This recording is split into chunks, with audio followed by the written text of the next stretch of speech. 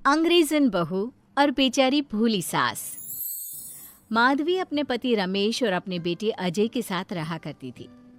अजय का बचपन से एक ही सपना था कि वो अपनी आगे की पढ़ाई यूएसए में पूरी करे और इसीलिए वो यूएसए पढ़ाई करने के लिए चला जाता है।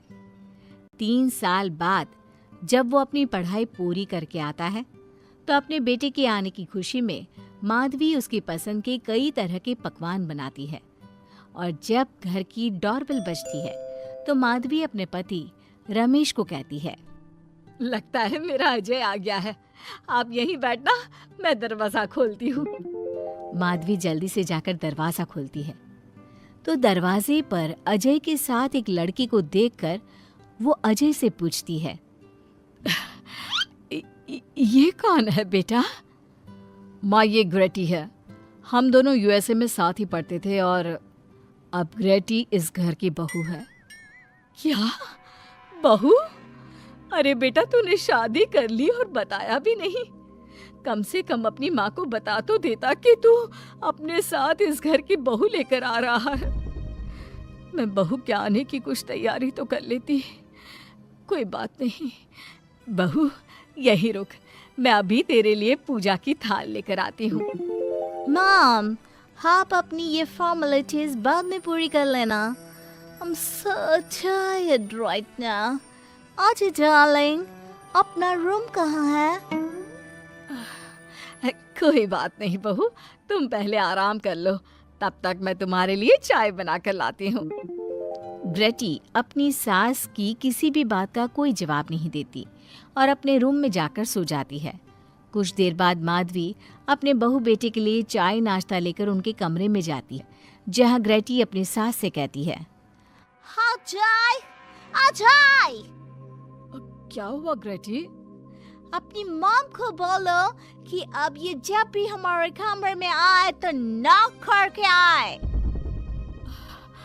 आपसे मैं ऐसा ही करूंगी बहू।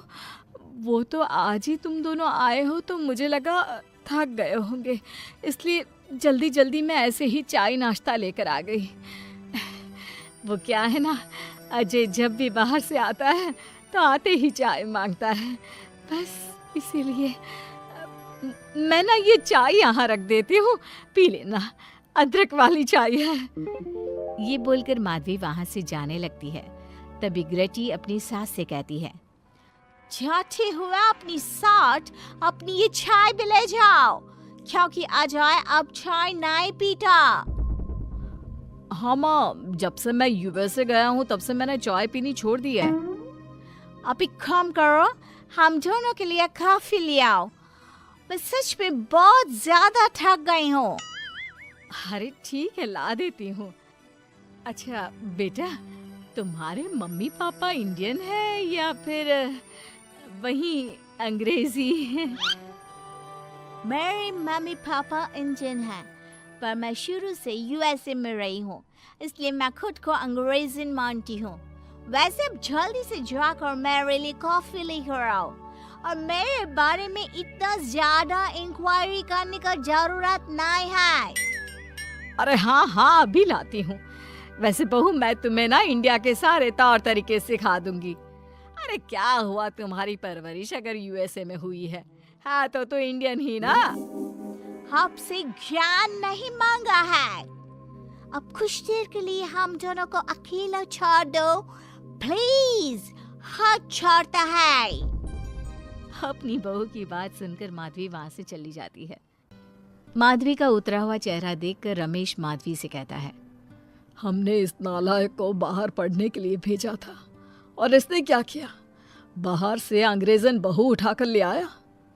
माधवी, तुम बहुत भोली हो, पर मैं नहीं, ये लड़की हमारा घर तोड़ देगी, हमसे हमारे अजय को दूर कर देगी।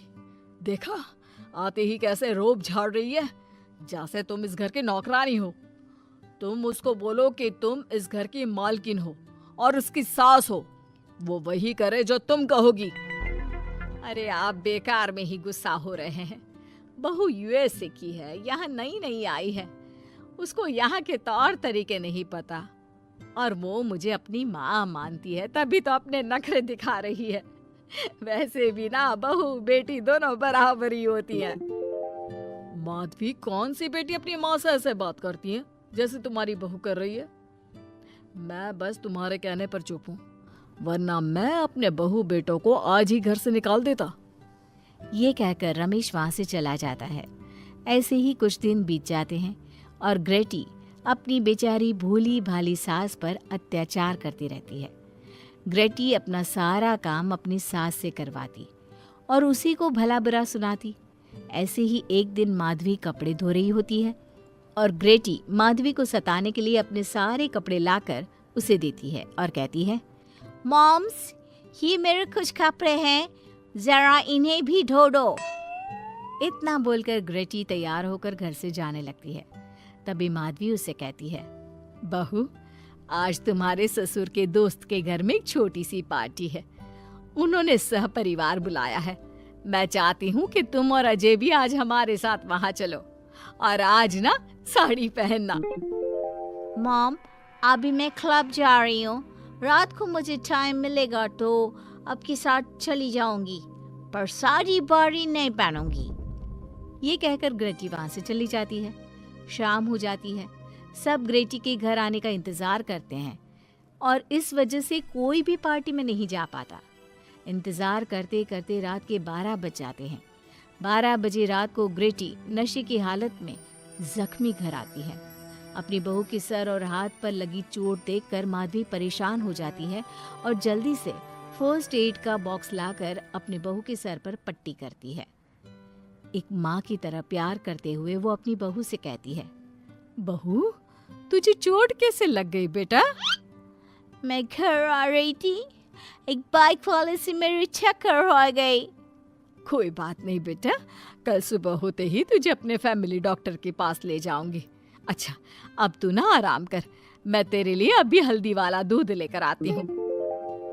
माधवी, मैंने तुम्हें पहले ही समझाया था, ये अंग्रेजन हमारे घर के लिए ठीक नहीं है, पर तुमने मेरी एक नहीं मानी। अब देख लो, आज इस अंग्रेजन बहू की वजह से सारे मोहल्ले में हमारी नाक कट गई है।